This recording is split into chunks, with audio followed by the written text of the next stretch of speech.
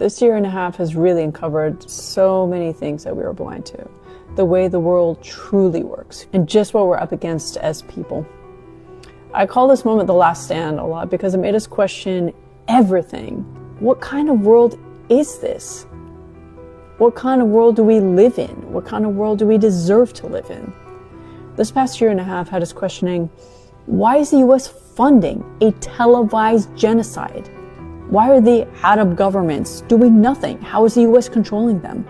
How is it okay that 750,000 Palestinians were expelled and 500 villages wiped out and killed and their homes taken over for the creation of Israel? How is that okay that that is how Israel was created? Why was Israel created? Why do Western imperial powers continue to support this colonial state? What land am I on? Who was killed here? Who was expelled here? Whose home am I living on? What happened to all the indigenous Native Americans that were living here? And why, for the Native Americans that survived, why were they given land to build casinos instead of farmland? Speaking of farmland, why is Monsanto the largest pesticide company owned by a pharmaceutical company? And how are they making billions of dollars poisoning us? And those who don't want to be poisoned have to pay double the price for food that is organic.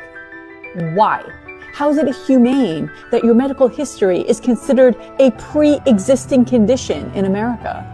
Why is it the literal business model of health insurance companies to make sure patients don't get coverage?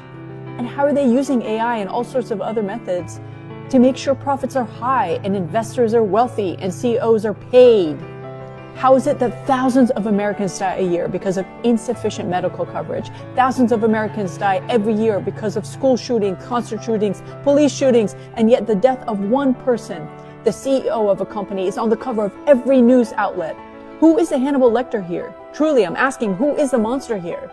The system that's killing thousands of people a year at home and thousands of people a year in an over there place? Or is he the monster? Is this the monster that Hollywood has sold you this whole time? Is he the monster?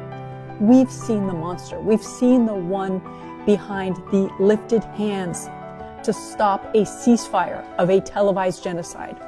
How is it that the whole world can vote for a ceasefire and yet one country, the United States, can veto against it? And for that to be the law.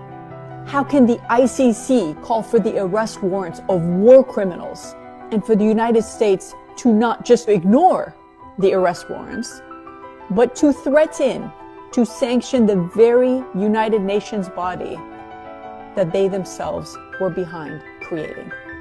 Why? Why do the rest of the countries not matter? Why is it that Congo, one of the most resource-rich countries in the world, is one of the most poorest countries in the world? And why are the hands of those who are mining for the materials made to power the phone that I'm recording on and the phone that you're watching on, the hands of children who will never see an iPhone? How did it become this way? What have we done? What are we doing?